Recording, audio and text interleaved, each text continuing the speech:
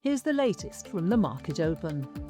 The FTSE 100 opened marginally higher at 10,484.31.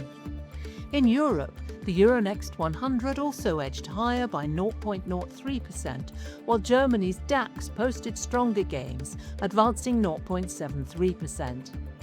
In the US, the Nasdaq closed higher at 25,820.15, and the S&P 500 finished up at 7,440.43. In company news, supermarket group Sainsbury's reported higher grocery sales and market share while maintaining its full-year profit outlook, signaling resilient consumer demand. Travel and insurance specialist Saga also maintained positive trading momentum, with stronger travel performance and progress in its Ageas partnership helping reduce debt and strengthen the balance sheet. Against sterling, the US dollar, Swiss franc, euro and Australian dollar weakened, while the Japanese yen strengthened. Bitcoin moved lower.